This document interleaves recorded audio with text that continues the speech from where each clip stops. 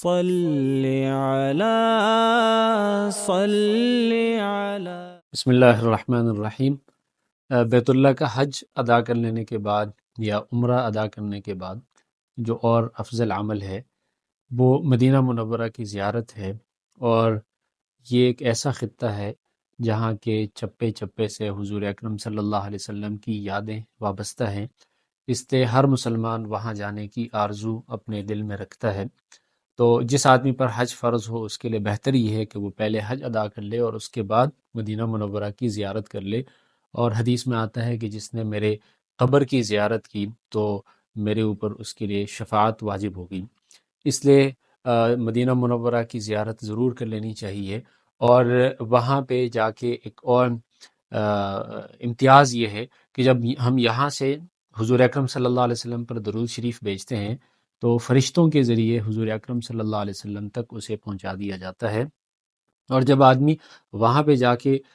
روضہ شریفہ کے بالکل سامنے حضور اکرم صلی اللہ علیہ وسلم پر درود شریف بھیجتا ہے تو حضور اکرم صلی اللہ علیہ وسلم قبر مبارک میں خود اسے سنتے ہیں اور اس کا جواب دیتے ہیں۔ اس لیے مدینہ منورہ کی زیارت کے لیے جانا چاہیے، اور جاتے ہوئے انتہائی ادب، عاجزی اور انکساری کے ساتھ اور مدینہ منورہ کے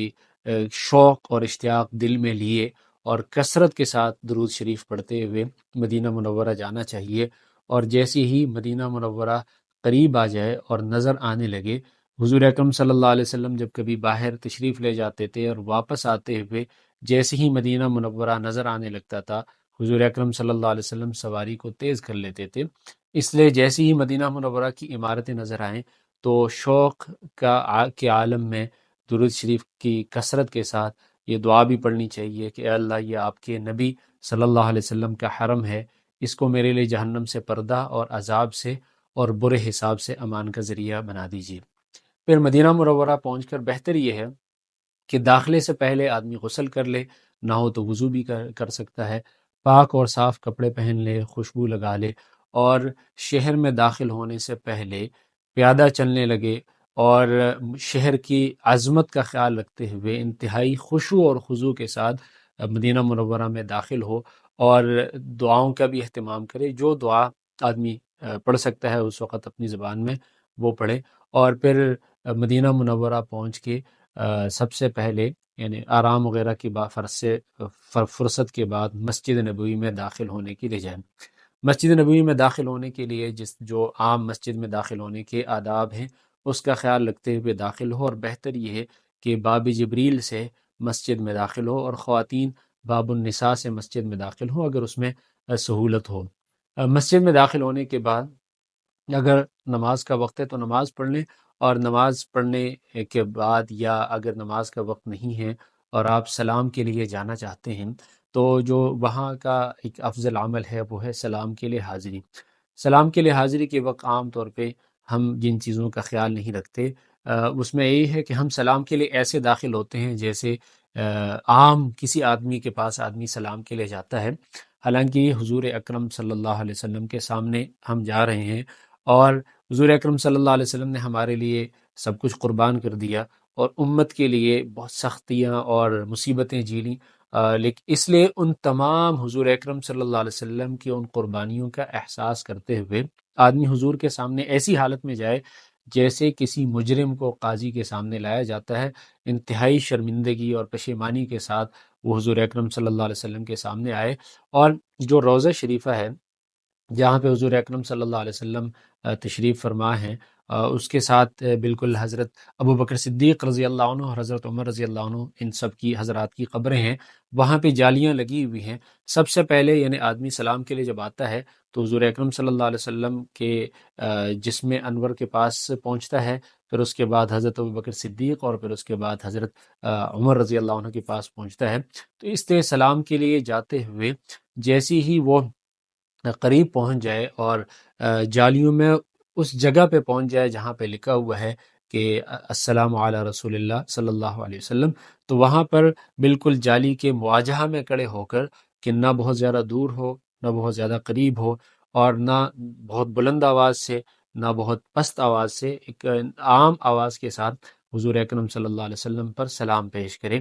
اور یہ سلام حضور اکرم صلی اللہ علیہ وسلم خود سنتے ہیں اور اس کا جواب دیتے ہیں۔ شرمندگی اور عاجزی اور پشیمانی کا احساس دل میں لیے حضور اکرم صلی اللہ علیہ وسلم پر سلام پیش کریں۔ اس سلام کو پیش کرنے کے لیے کوئی بھی الفاظ ادا کیے جا سکتے ہیں،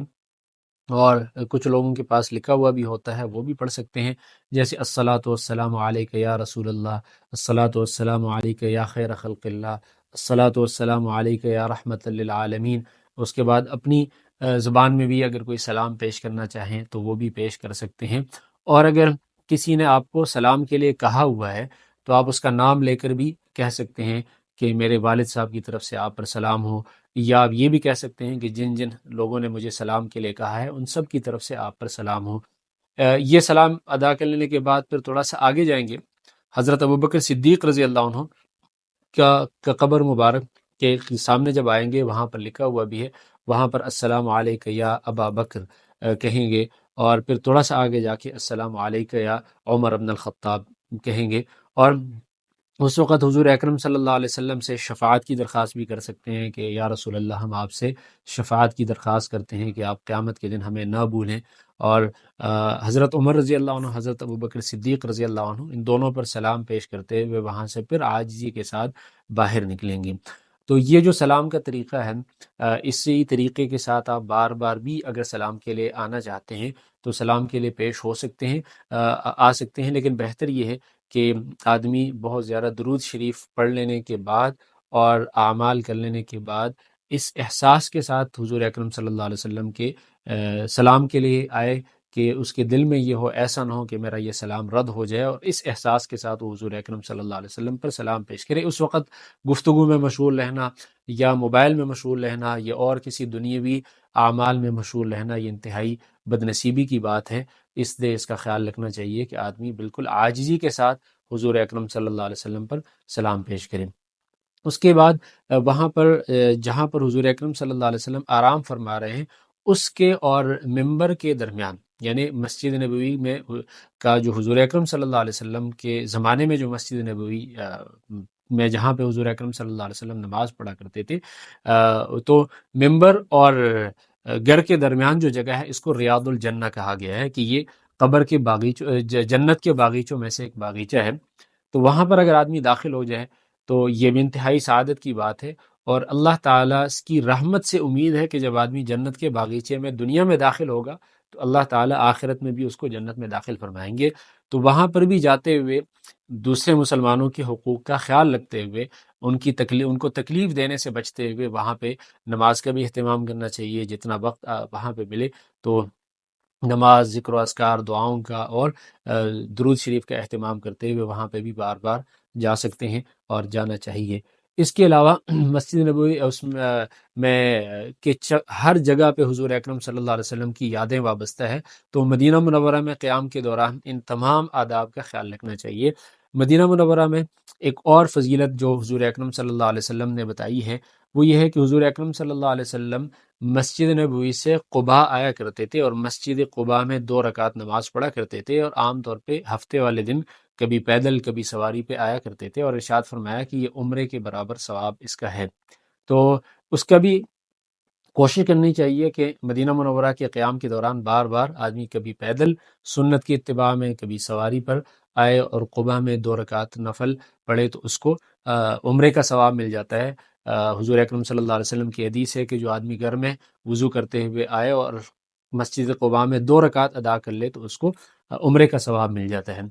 اس کے علاوہ حضور اکرم صلی اللہ علیہ وسلم مدینہ منورہ میں جب قیام کے دوران جنت البقیع جایا کرتے تھے۔ جنت البقیع یہ وہ قبرستان ہے جہاں پہ حضور اکرم صلی اللہ علیہ وسلم کے صحابہ کرام میں سے ہزاروں کی تعداد میں صحابہ کرام مدفون ہیں۔ حضور اکرم صلی اللہ علیہ وسلم کے خاندان میں سے، ان کے ازواج مطہرات میں سے، ان کی بنات طاہرات میں سے بہت ساروں کی قبریں وہاں پر موجود ہیں۔ تابعین، تبع تابعین، اولیاء اللہ کی قبریں وہاں پر موجود ہیں۔ حضور اکرم صلی اللہ علیہ وسلم وہاں پہ ان کے لیے استغفار کے لیے جایا کرتے تھے، اور ایک